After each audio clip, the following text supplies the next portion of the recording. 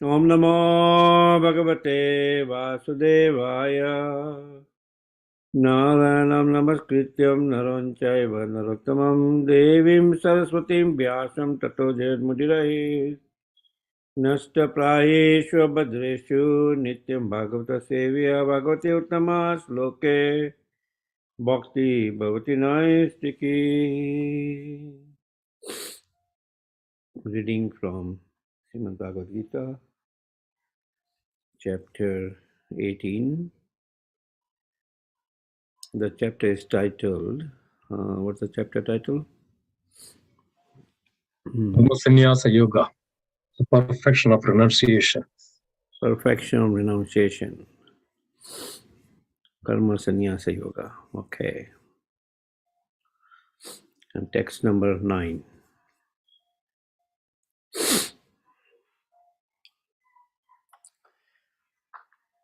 Karyam iti eva yat karma niyatam kriyate arjuna sangam tyaktva phalam chaiva satyaga satviko mata.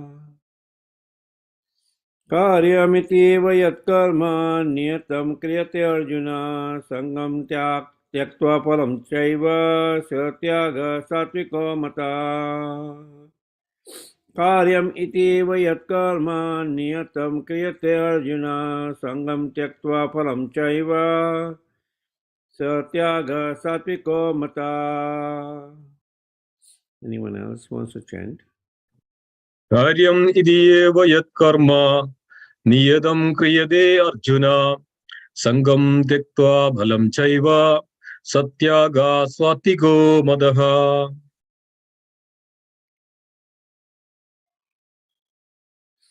Okay. Let's open the audio. कार्यमित्येव यत् कर्म नियतं क्रियते अर्जुन संगम त्यक्त्वा फलं चैव सत्यागः सात्विको मतः. Synonyms: Karyam, it must be done. Iti, thus. Eva, indeed. Yat, which. Karma, work. Niyatam, prescribed. Kriyate is performed. Arjuna, O Arjuna. Sangam, association. Tyaktva, giving up. Phalam, the result. Cha, also. Eva, certainly. Saha, that. Tyaga, renunciation. Satvika, in the mode of goodness. Mata, in my opinion. Translation purport by His Divine Grace, A.C. Bhaktivedanta Swami Prabhupada. Prabhupada ki Jai. O Arjuna, when one performs his prescribed duty only because it ought to be done and renounces all material association and all attachment to the fruit, his renunciation is said to be in the mode of goodness. Yeah. Please repeat. O Arjuna, O Arjuna, when one performs his prescribed duty only when one performs his prescribed duty only because it ought to be done because it ought to be done and renounces all material association and renounces all material association and all attachment to the fruit, and all attachment to the fruit, his renunciation his is renunciation said to be in the mode of goodness. is said to be in the mode of goodness. Purport. Prescribed duties must be performed with this mentality. One should act without attachment for the result. He should be disassociated from the modes of work.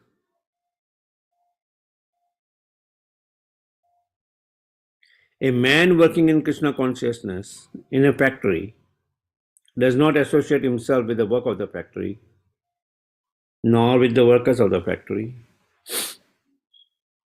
He simply works for Krishna, and when he gives up the result for Krishna, he is acting transcendentally. ॐ अज्ञानतिमिनन्दस्य ज्ञानञ्जना शलाकाय चक्षुर्मितं येन तस्मै श्रीगुरुवे नमः। श्रीचैतन्यमनोभीष्टं स्थापितं येन भूतले स्वयं रूपः कदा मायं ददाति स्वपदान्तिकम्। वन्देऽहं शीघ्रश्रीयुतापदकमलं शीघ्रं वैष्णवांश्च श्रीरूपं सागरजतां सगना रघुनाथाभितं तं सजीवम् साद्वैतं सावधूतं परिजना सहितं श्रीकृष्णचैतन्य देवं श्रीराधा कृष्णपदान् सगना ललिता श्रीविशाखाभितांश्च। हे कृष्ण करुणा सिंधु दीनबंधु जगतपते गोपेश गोपिका कांत राधाकांत नमस्तुते। सप्त कांचन गौरांगी राधे वृंदावनेश्वरी ऋषभानो सुते देवी प्रणमामि हरिप्रिये। वंचा कल्पतरुभ्यश्च कृपा सिंधु भयवच पतितानां पावनेभ्यो वैष्णवेभ्यो नमो नमः। जय श्री कृष्ण चैतन्य प्रभु नित्यानंद श्री अद्वैत गदाधर शिवसदि गौर भक्त वृंद। हरे Krishna Krishna Krishna Hare Hare Hare Ram Ram Ram Hare Hare.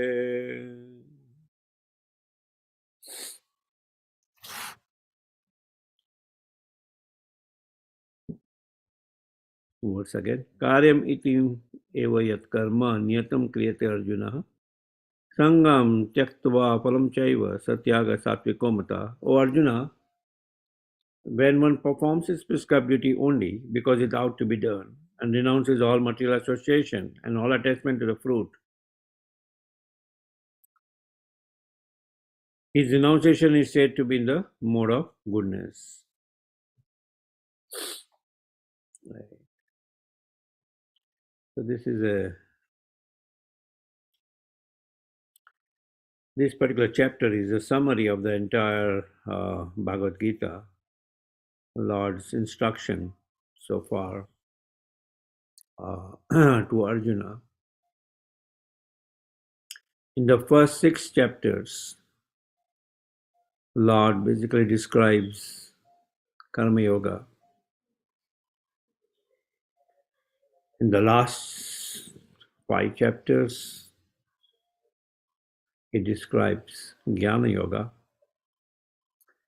from chapter 13 to 17. And the middle 6 chapters he describes Bhakti Yoga. So,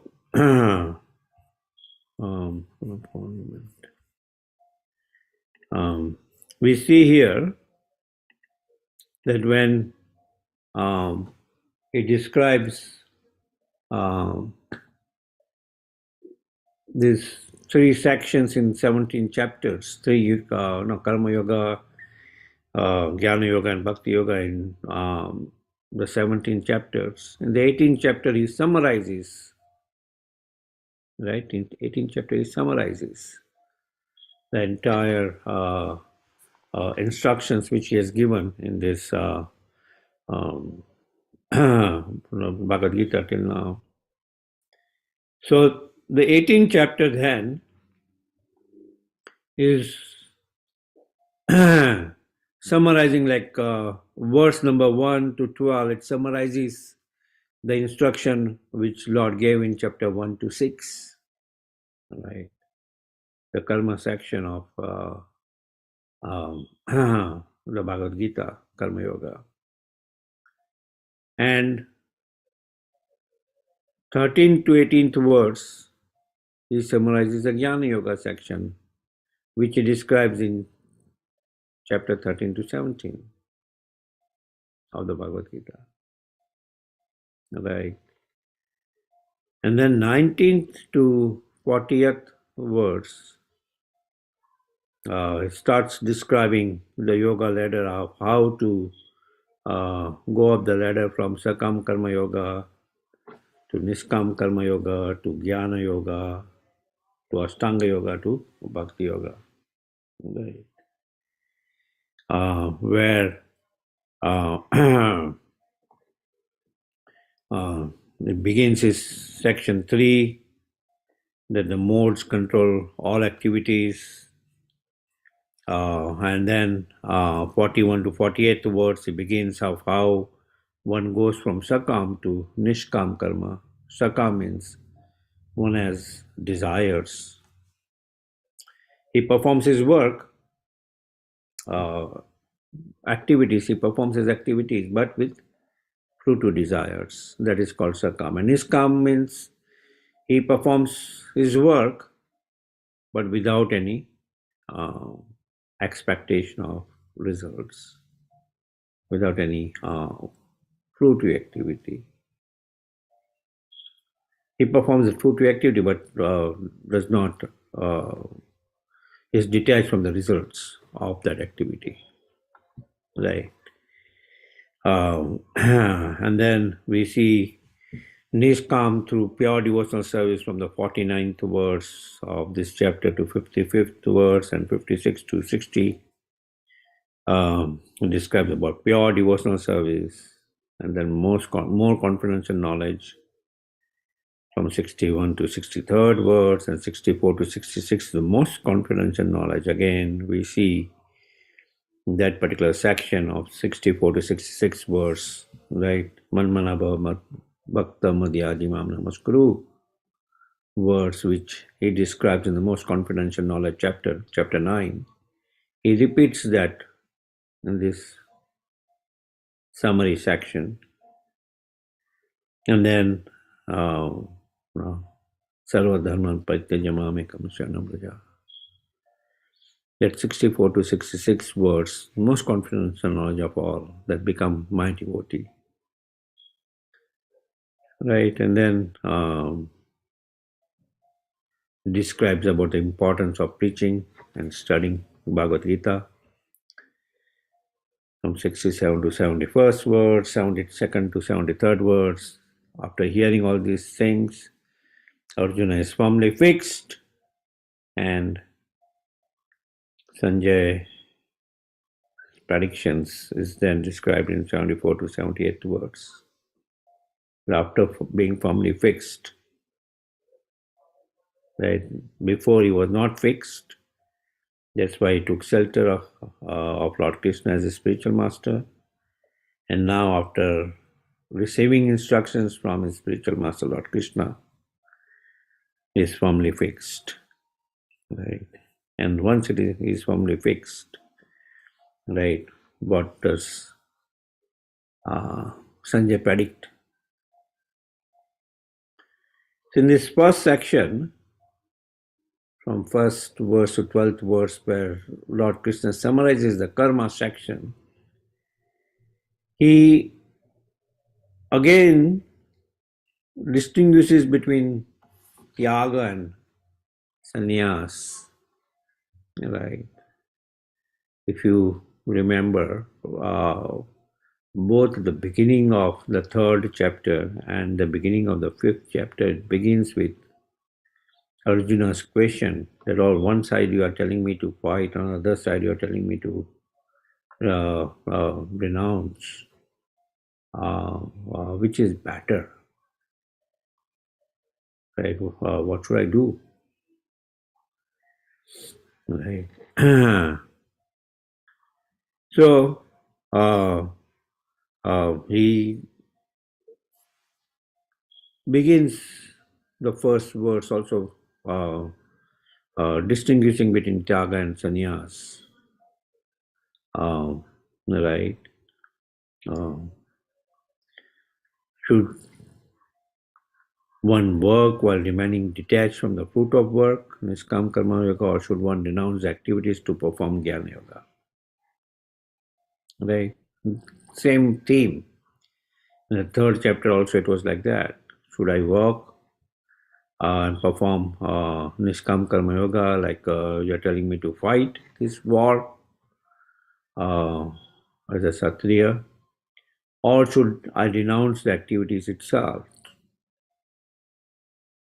And Krishna recommends working in Niskam Karma Yoga mode, not renouncing the activity itself as in the Jnana Yoga.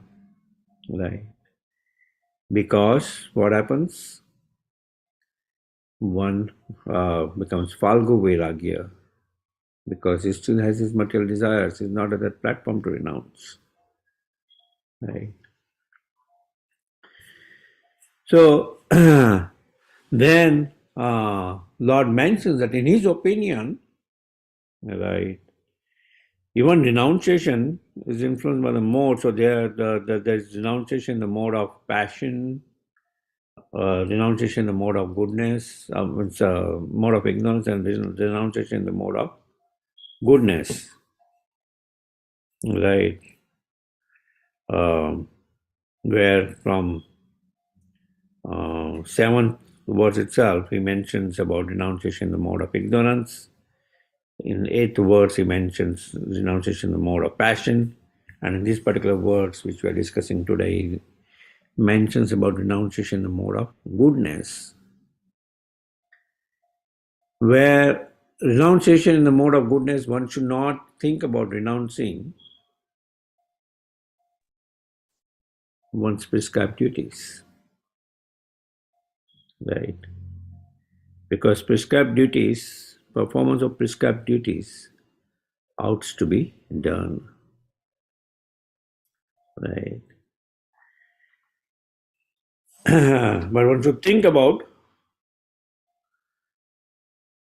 renouncing the material association which one gets while performing those prescribed duties, and renouncing the fruit which one gets while performing one's prescribed duties, right?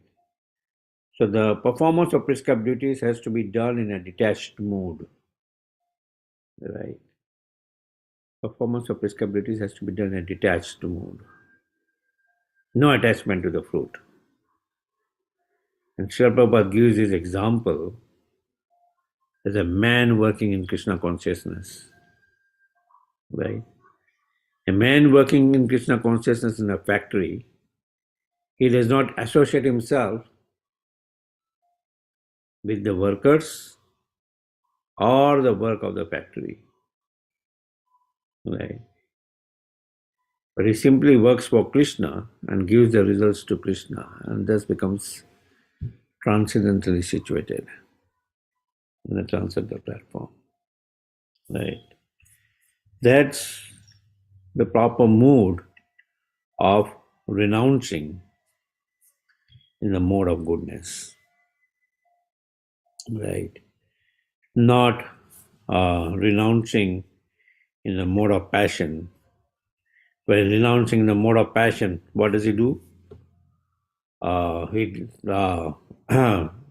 well, renouncing the mode of ignorance, um, he gives up performing prescribed duties by itself because of illusion. Srila Prabhupada gives the example of cooking, right? A sannyasi also cooks, right? But he does not cook for his own sense gratification. He cooks it for the pleasure of the Supreme Lord. But if one just renounces cooking, they know now, no, I'm a sannyasi, no, I'm not meant to cook, right? That kind of activity is in renunciation in the mode of ignorance.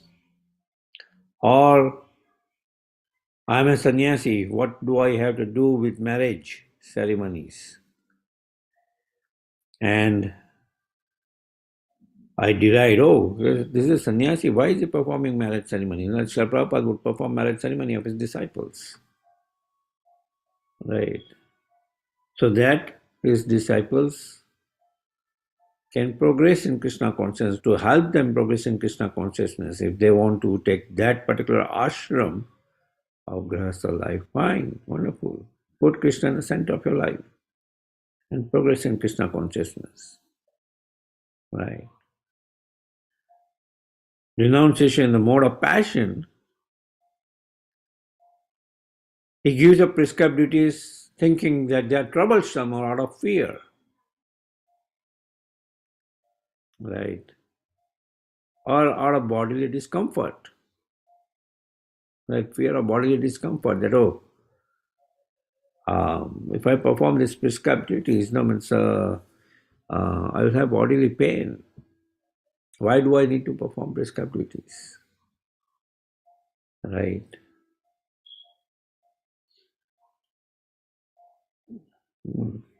So that's that part of renunciation. Where renunciation, the mode of passion, a person thinks that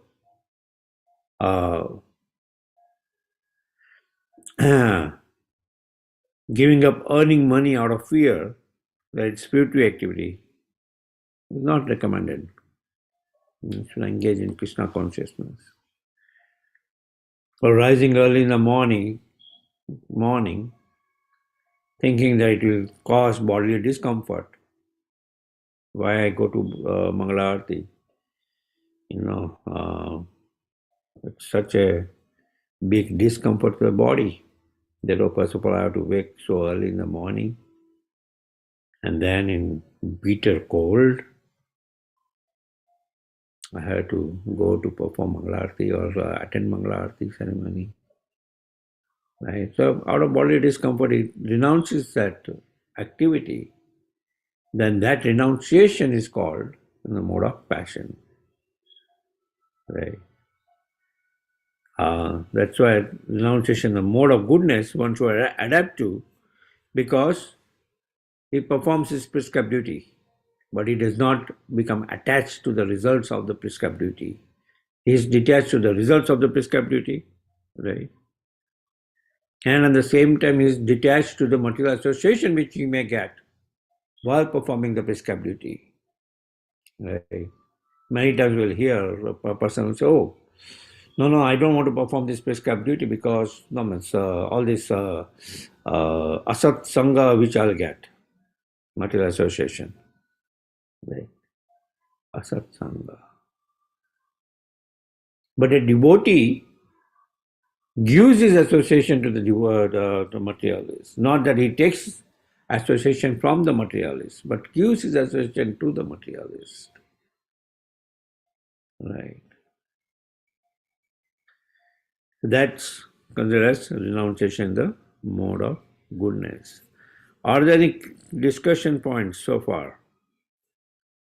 A very wonderful chapter talking about summarizing what, just like in the previous chapter, we heard about how devotion is done in this influence in these three modes: mode of goodness, passion, ignorance, charity, austerities, penance, food, right? All these different activities influence in the three modes, like food in the mode of goodness, food in the mode of passion, food in the mode of ignorance. Right. Similarly, here is the renunciation in the mode of goodness, passion, and ignorance. Where Krishna begins his chapter to understand, as the title indicates, Karma Sannyasa Yoga. Karma Sannyasa Yoga. Okay, let's open up for some discussions.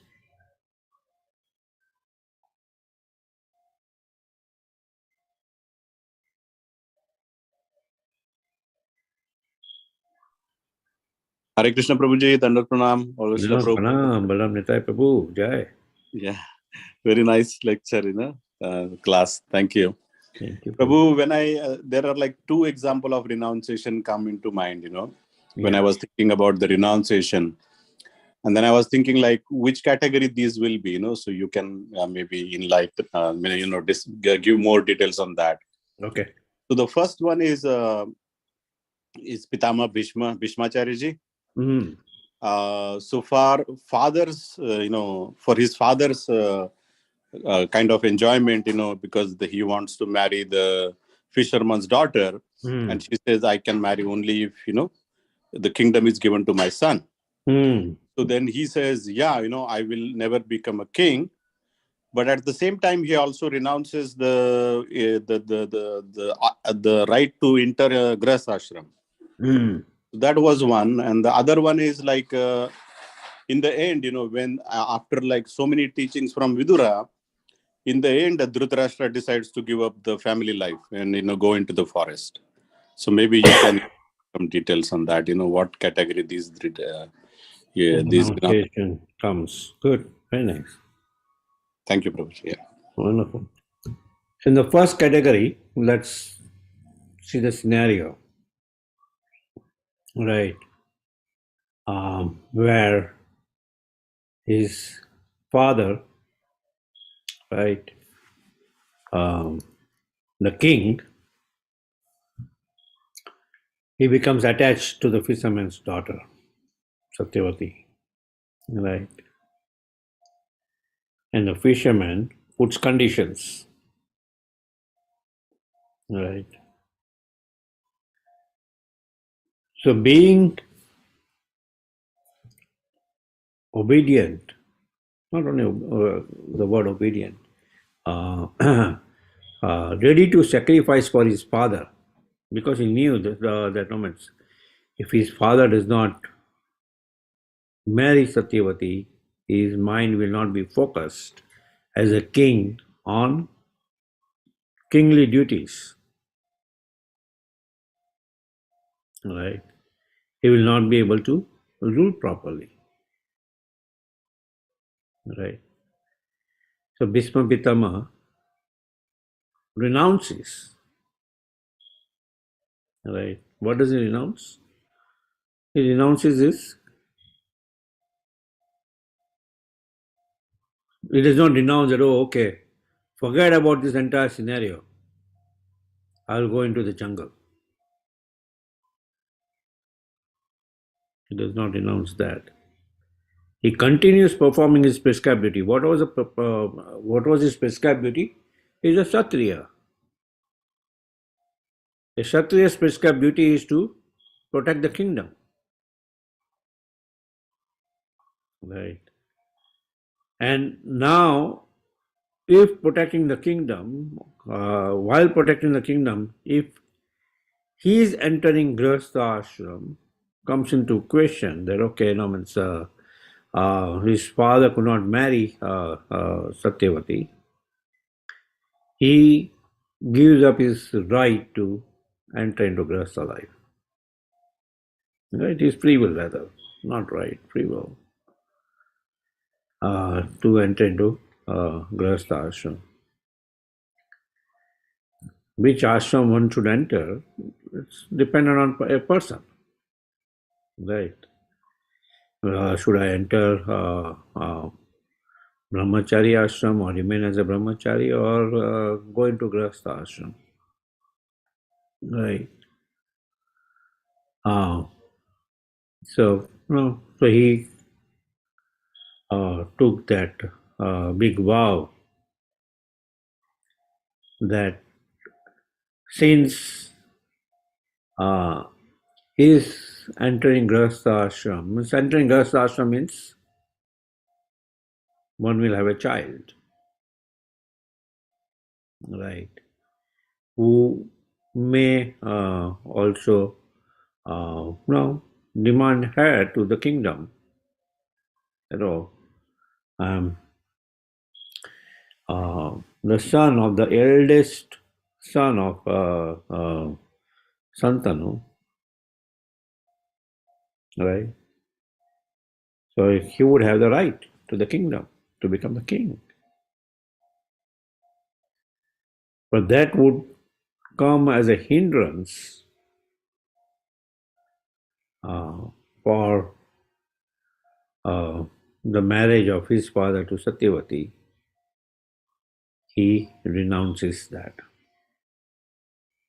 So he's renouncing ultimately that sense pleasure which comes, licensed sense pleasure in Grihastha life. He renounces that.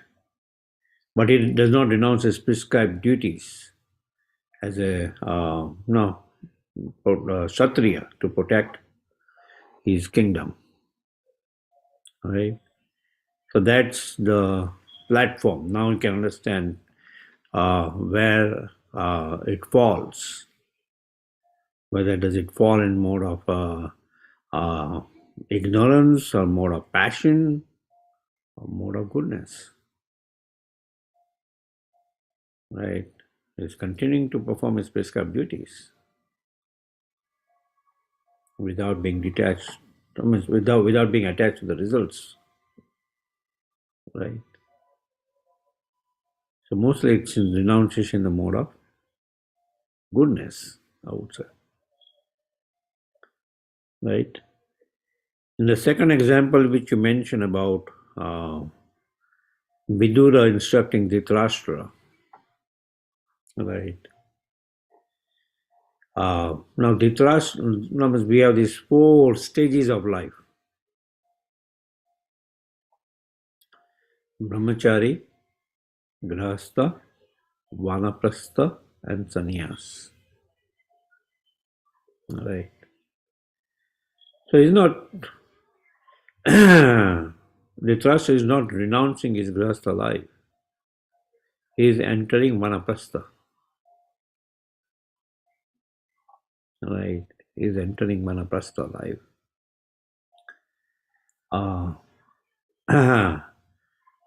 He remained attached as a Grihastha. He remained attached before as a king and his ambitions. Right. As a father, he was very ambitious that my sons are the rightful heir to the kingdom, because I am the eldest son of the Romans among of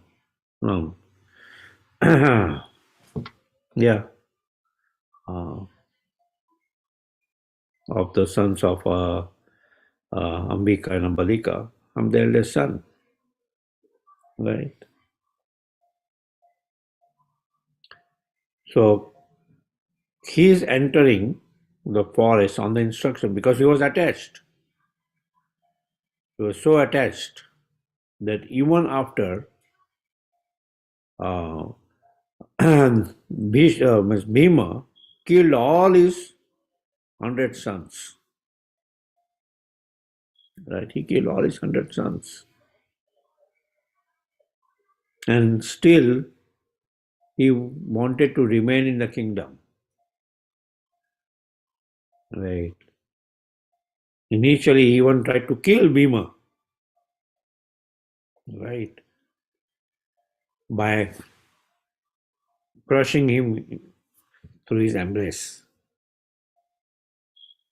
And Yudhishthira Maharaj, knowing about it,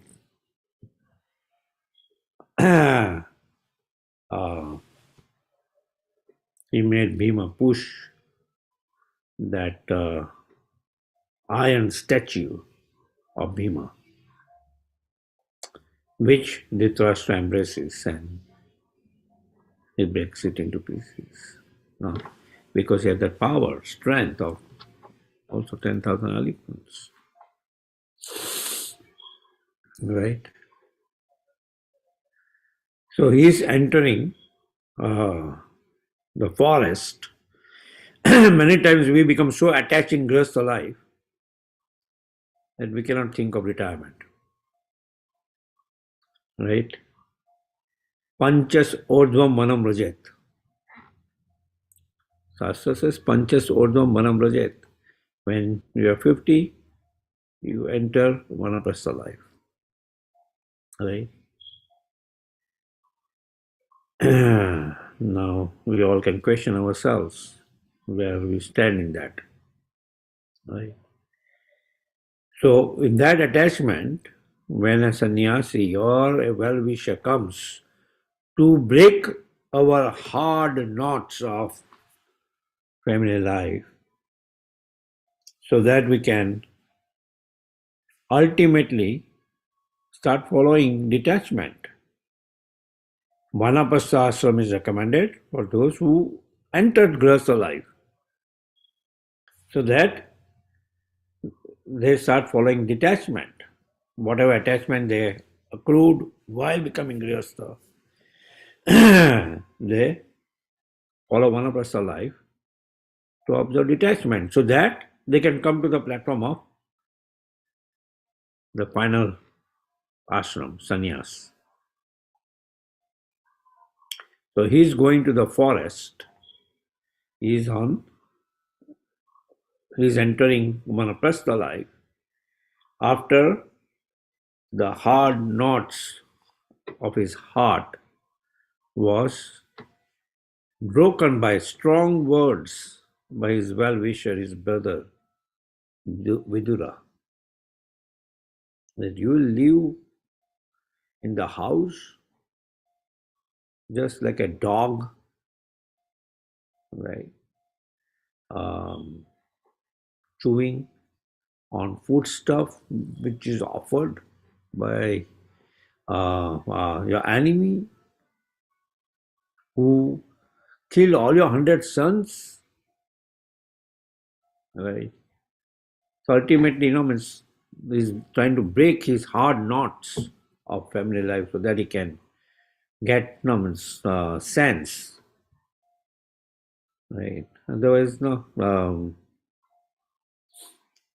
many times our material ambition becomes so much, means from that entire Mahabharata, we should understand that material ambition becomes so much of a hindrance that we don't understand what is right, what is wrong. Right. Is that all right? Balaram Prabhu? Yes, Prabhuji. Thank you. Thank you very much. Yeah. That's the two scenarios. Yes. Thank you. Yeah, nice discussion. Nice question. Thank you, Balaram Prabhu. Anything else?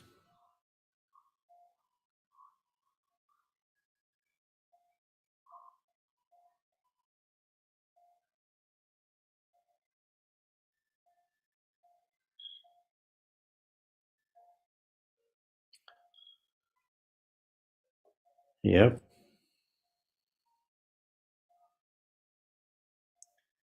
Missing Amritananda Prabhu, our devotee who always asks nice questions. Hare Krishna, Prabhuji. Dandavat pranam. Pranam. Sri Prabhupada. Yeah. So, Prabhuji, in this age, now taking Vanaprastha ashrama, I mean, no, Dhritarashtra now left to forest and right. But in this age, for us, so if that is not possible, right? So what other things one has to do to say that no, he can start detaching and then no enter into the Vanaprastha ashram? Very good question. Forgot a spiritual name. Probably this is a Sudhakar Bellam. Yeah. I know, but what's your spiritual name? No, Prabhuji, I have not taken any initiation. Okay. Yeah. Oh, your wife took. Okay. Right? Mataji took it? No, Prabhuji. Both of us, yeah, we are we're aspiring. So, yeah. Radhika, wife. Okay. Why I was thinking that you took. Okay. Anyway, side topic. It's a very nice question, Sudhakar Prabhu.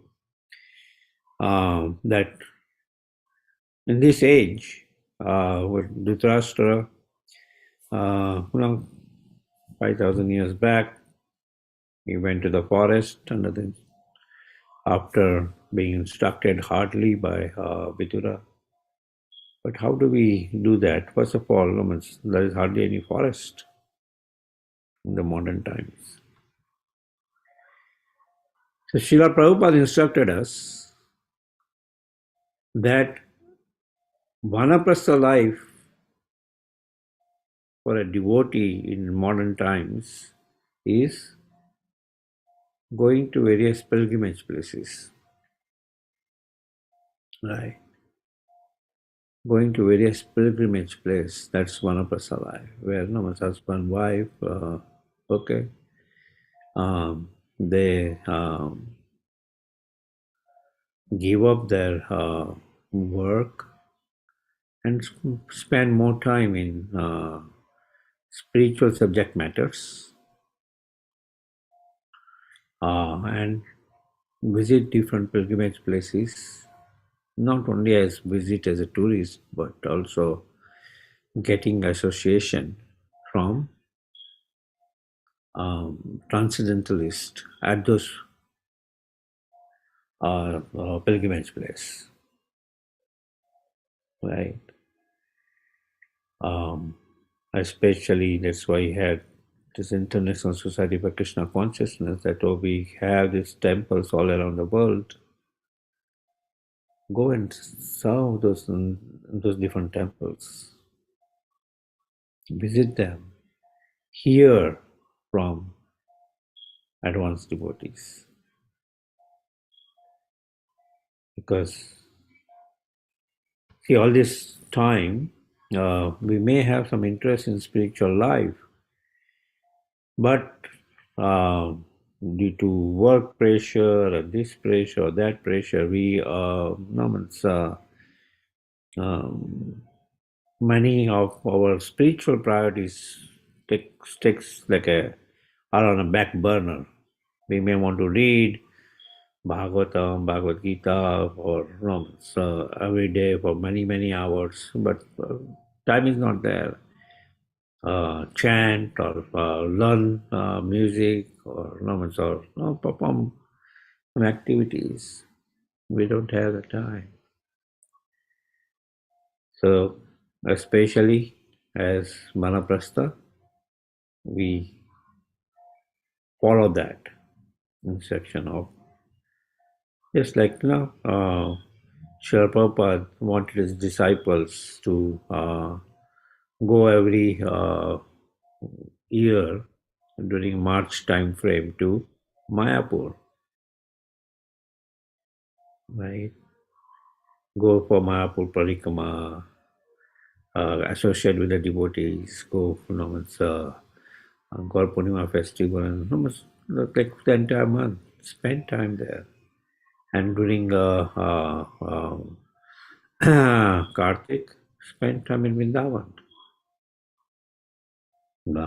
And many devotees who are in that particular ashram, they follow that.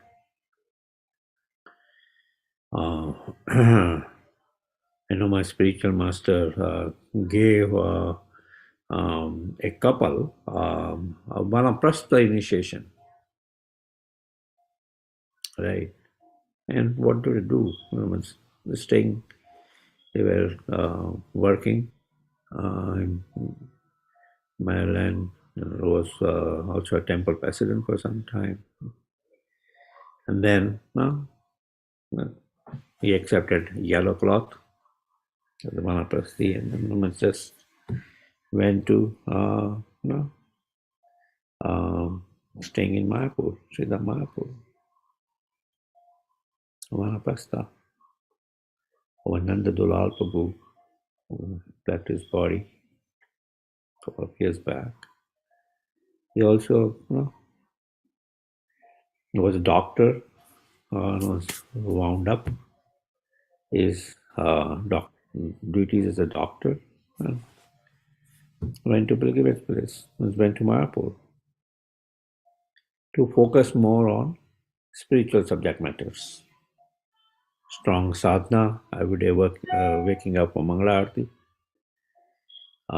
No, when we go to such holy place, we ourselves sense that, oh, how our sadhana becomes so nice, right? But when we don't have that pressure in the back, there, oh, now to return back and how to resume work and then this or that. Just imagine what a boost it will come to our sadhana.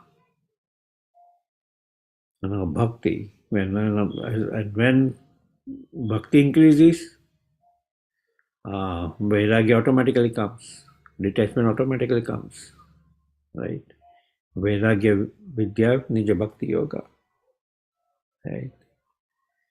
So automatically then there is detachment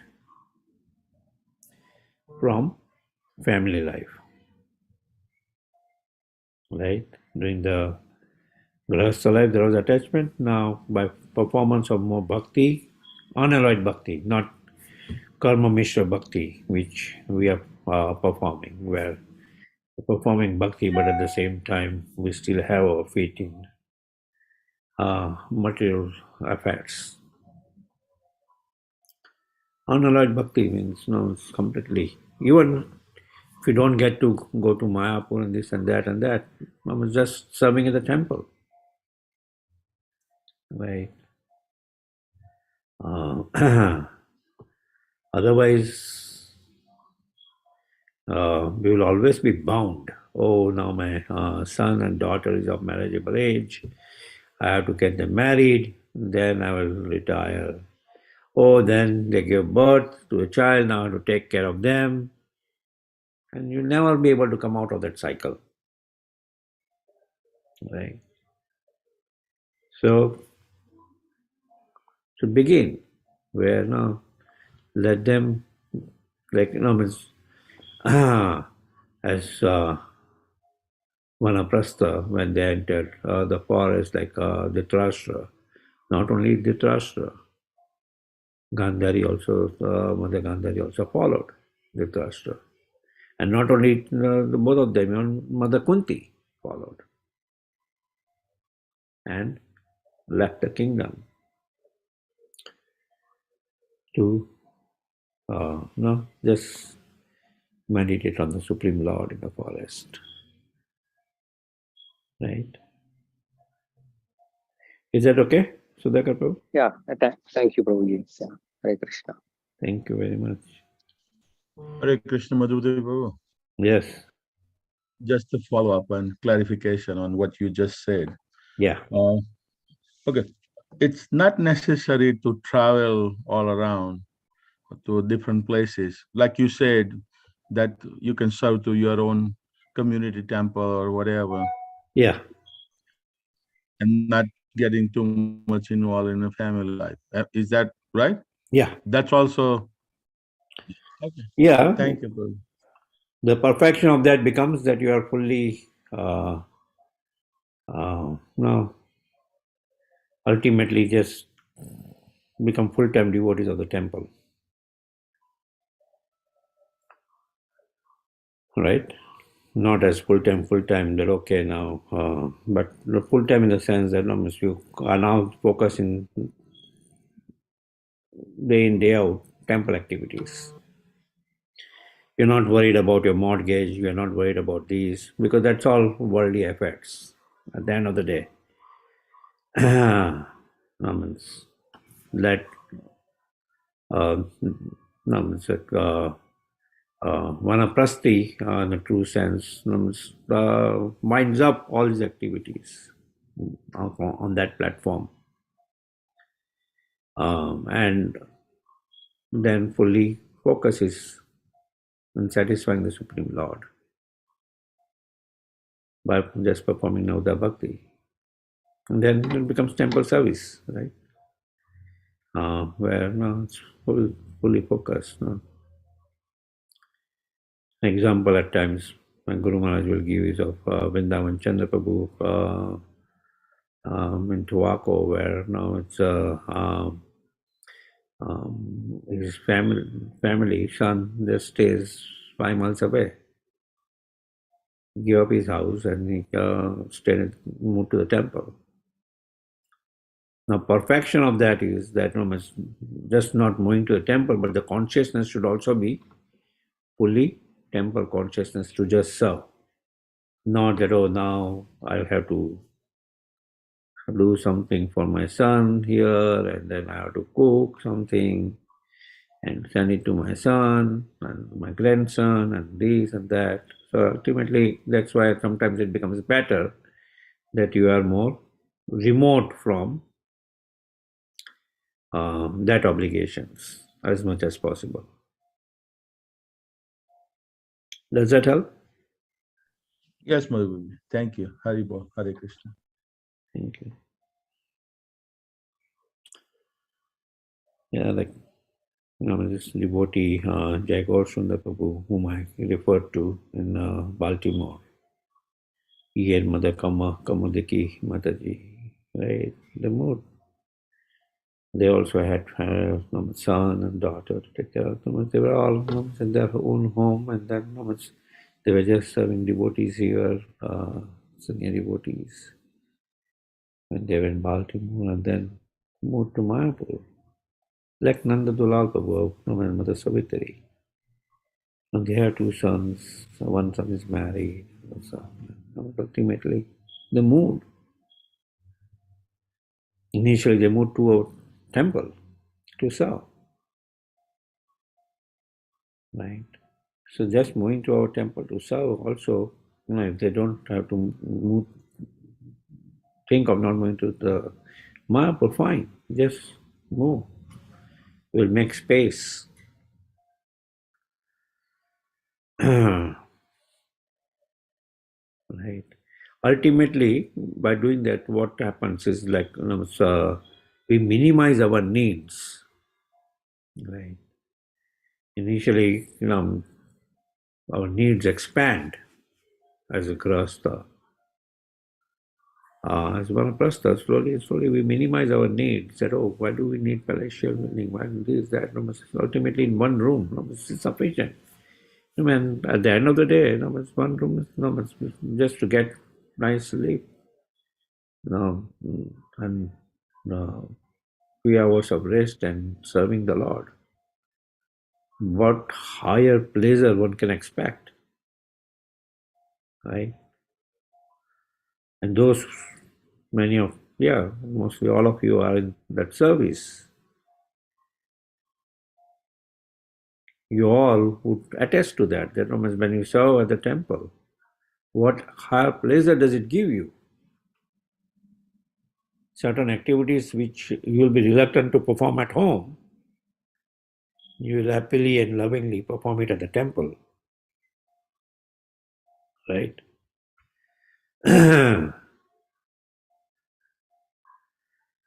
So if that becomes, then it's like the chanting becomes nice, like Jai Prakash Prabhu goes in Mangala Aarti.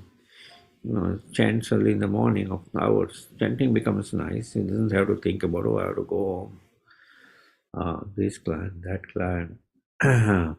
Yeah. Then reading of the Shastra happens nicely. Hearing, make a regulated life. Hearing lectures, reading Shastra, right? Yeah, Hari. So we all can aspire for that it comes quick, it comes soon in our lives. Yeah.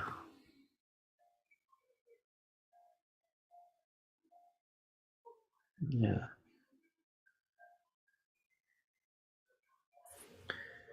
Okay. What else?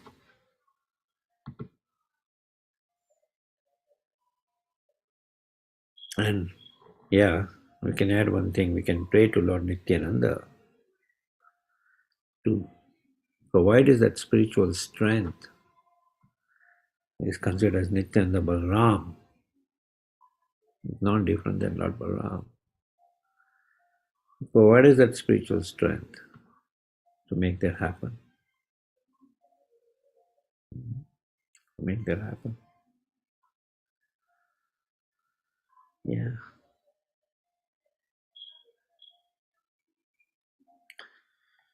Yeah. Anything else? Okay. It's 8:06. Wish you all a wonderful weekend filled with Krishna conscious activities. You're most welcome. Yeah, it's very cold outside.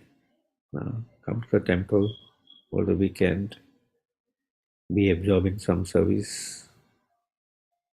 Also, will be our extended festival of Nityananda Tadasi will be this Sunday. Join in those activities, glorifying the Supreme Lord. Hare Krishna. Thank you very much. Hare Krishna. Thank you.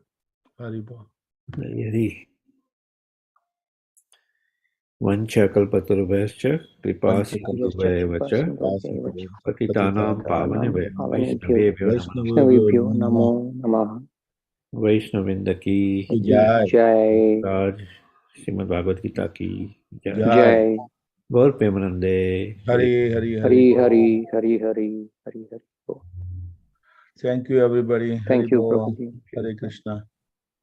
Hare Krishna. Hare Krishna.